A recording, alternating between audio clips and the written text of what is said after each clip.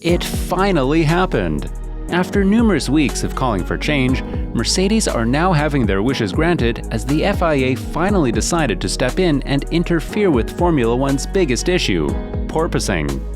But the Silver Arrows certainly hoped for a whole different rule change than what the FIA just announced, with the new rules set to benefit the likes of Red Bull, who have been bound to very little oscillations, and hurt teams who have been notoriously known for their bouncing, with Mercedes undoubtedly damaged the most. So, why are the new rules detrimental to Mercedes? And will they even be able to remain in the top 5 after the rule change? That's exactly what we'll be covering in today's video. Last weekend's race in Baku saw the majority of teams struggle heavily with the bouncing, as the 2.2-kilometer straight spared the current Formula One cars zero mercy, with Mercedes experiencing upward of 6 Gs in vertical loads as the team's W13 was porpoising heavily all weekend long, especially in the hands of Lewis Hamilton. The Mercedes man was extremely vocal about the severity of the issue on team radio, and later admitted he was praying for the race to finally end, as he took his time to get out of the car with the help of a team member, really putting into perspective the gravity of the situation. Mercedes then started calling for the FIA to interfere and step in to immediately put an end to the issue, or at least bring up a temporary solution, with the team getting seriously worried about their star driver's health. And despite a good chunk of the teams with Red Bull at the forefront being vividly against an FIA intervention, firmly slamming down Mercedes' concerns in fear of the 8-time champions gaining an unjust advantage, if Red Bull knew what the new FIA rules really brought with them, they certainly wouldn't be opposing the need for change. The governing body issued a statement on Thursday evening, proudly declaring their new initiative to battle the sport's recent gremlins. These rule changes include closer scrutiny of the planks and skids, both in terms of their design and the observed wear, but crucially, the definition of a metric based on the car's vertical acceleration that will give a quantitative limit for acceptable level of vertical oscillations. Essentially, meaning the FIA will be putting a ceiling on the maximum times a Formula One car can move up and down on a single lap, with the governing body taking an extremely firm stance, suggesting everyone who breaches the rules and whose car continues to porpoise heavily will indeed be getting disqualified. And whilst the FIA hasn't yet set the number, it will undoubtedly be much lower than the number of oscillation reps a Mercedes car typically endures. This will allow for teams who come under the threshold to compete as they have previously been used to, extending their lead, whereas teams like Mercedes will be forced to adjust their car accordingly to comply with the new rules. And this is exactly where Mercedes will be sacrificed. The only way to tackle porpoising, other than engineering it to a great extent out of the cars, is to increase the ride height. And given Mercedes' inability to come up with a solution all year long, they will inevitably be forced to increase the ride height to comply with the new rules, which will undeniably threaten their position as the third quickest team. Mercedes could have genuinely put an end to porpoising much earlier if they only increased the ride height of their cars, which would limit the oscillations to a great degree. But here comes the real issue.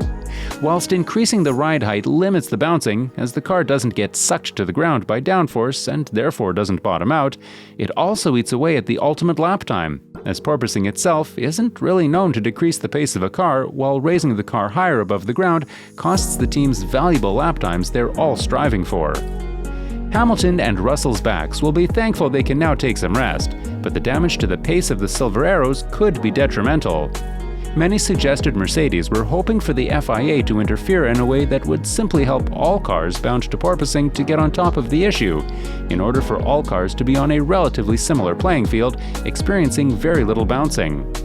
But Red Bull raised serious concerns about this approach being highly unfair, as it would simply benefit the teams who were unable to engineer porpoising out, whilst doing no mercy to those who were able to find a solution to the bouncing. And the FIA seemingly saw eye to eye with Red Bull, choosing to go the route of limiting the maximum reps of vertical oscillations a Formula One car can endure, rather than giving a helping hand to the struggling teams. The easiest thing is obviously to raise a car, so, the team has a choice to do that. You have a choice where you run your car, don't you? And you should never run a car that's unsafe. It would seem unfair to penalize the ones that have done a decent job versus the ones that have perhaps missed the target slightly, Horner added, before putting the pressure on the individual teams, admitting they got a handle on the matter but are simply greedy and aren't willing to sacrifice lap time for driver safety. What's the easiest thing to do is to complain from a safety point of view, but each team has a choice. I think if it was a genuine safety concern across the whole grid, then it's something that should be looked at.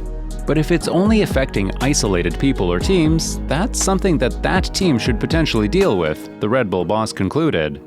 So, what is next? It's not even a question of whether Mercedes will struggle because of this, it is really a question of how much will they struggle because of this.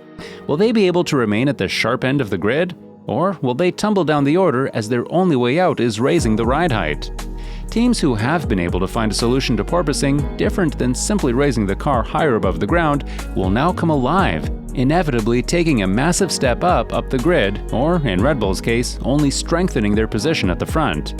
But teams like Alpine, who have the fourth quickest car at the moment and have been bound to very little bouncing, will take the biggest step up, which could see the team getting promoted up to Mercedes' original spot of third fastest, and maybe even start threatening the likes of Ferrari, as the Italian outfit alongside Mercedes has been the most severely affected by porpoising this season.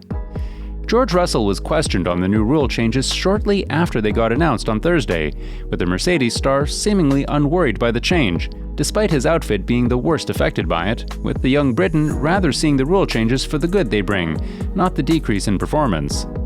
I think everyone thinks this is something Mercedes is pushing for, but from a pure performance side of things, we don't really want change.